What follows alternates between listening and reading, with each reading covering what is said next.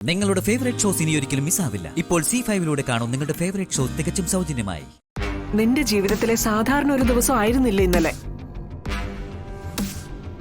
വിവാഹം കഴിഞ്ഞുള്ള ആദ്യ ദിവസം. പുതുപ്പെണ്ണ് ആദ്യ രാത്രി എവിടെയാ കിടന്നേന്നാ ഞാൻ ചോദിച്ചത്. ഈ വീടിന് വെളിയിലേക്കൊന്നും പോയിട്ടില്ല ഞാൻ. സെറ്റിൽ കിടന്ന് ഉറങ്ങിയത്. നിനക്ക് രോഹിത്തിന്റെ റൂമിൽ കിടന്ന എന്താ കുഴപ്പമെന്നാ ഞാൻ ചോദിച്ചത്.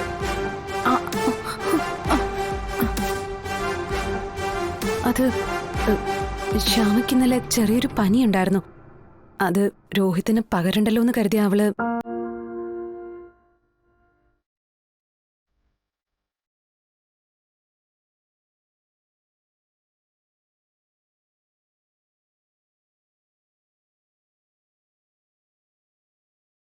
സത്യം എന്നോട് പറഞ്ഞിട്ടാ ശ്യാമ റൂമിന് പുറത്തു പോയത്. ഞാൻ പുറത്തു കിടക്കാമെന്ന് പറഞ്ഞിട്ട് സമ്മതിച്ചില്ല. ഓ, ഇപ്പൊ എങ്ങനെയുണ്ട് നിനക്ക്? എനിക്ക് കുഴപ്പമൊന്നുമില്ല. ശ്രദ്ധിക്കണം, കാലാവസ്ഥ മാറ്റത്തിന്റെയാ. എങ്കിലും ഡോക്ടറെ കണ്ട് മരുന്ന് വാങ്ങിച്ചോളൂ. ഞാൻ നോക്കിക്കോളാം സത്യമേ.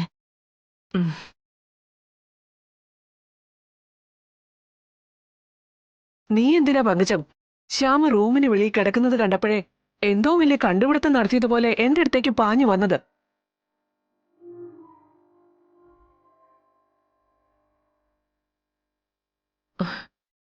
ശ്യാമയെ വിളിച്ചുണർത്തി എന്താ കാര്യം അന്വേഷിക്കായിരുന്നില്ലേ? അത് പിന്നെ ഞാൻ. പങ്കജം, പോയി അടുക്കളയിലെ ജോലി എന്താന്ന് വെച്ചാ നോക്ക്. രാവിലെ എഴുന്നേറ്റ് ഇതുവരെ ചായ പോലും വെച്ചിട്ടില്ല.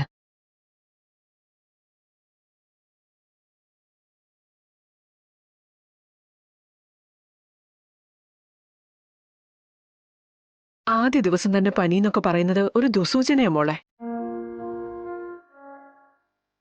കല്യാണം കഴിഞ്ഞത് മുതല് ഞാൻ മോളെ ശ്രദ്ധിക്കുക. എന്തോ ശനി ബാധിച്ചതുപോലെയുണ്ട്. മുഖത്ത് ഒരു പ്രസാദവും ഇല്ല.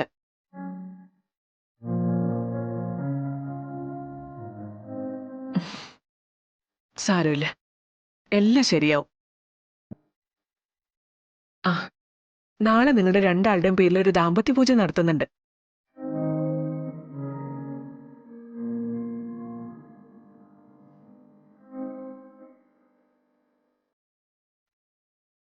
ഈ ബന്ധത്തിൽ എന്തെങ്കിലും ദോഷമുണ്ടെങ്കിൽ അതങ്ങ് ഒഴിഞ്ഞു പോയിക്കോളും.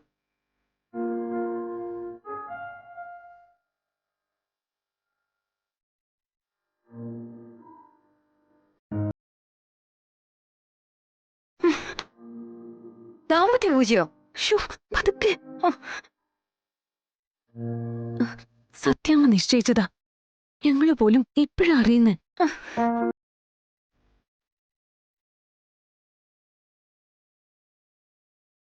ശ്യാമേ, എടി നിനക്കൊന്ന് അഡ്ജസ്റ്റ് ചെയ്തൂടെ? കുഞ്ഞേച്ചി, അഡ്ജസ്റ്റ് ചെയ്യാവുന്നതിന്റെ പരമാവധി ഞാനിപ്പോ ചെയ്തോണ്ടിരിക്കുന്നത്. ഇനി ദാമ്പത്യ പൂജ മണ്ണാൻ കട്ടെന്നൊക്കെ പറഞ്ഞ് വന്ന ബെഡ്റൂമിൽ നിന്നല്ല, ഈ വീട്ടിൽ നിന്ന് തന്നെ ഞാൻ പുറത്തു പോവും. പറഞ്ഞില്ലാന്ന് വേണ്ട.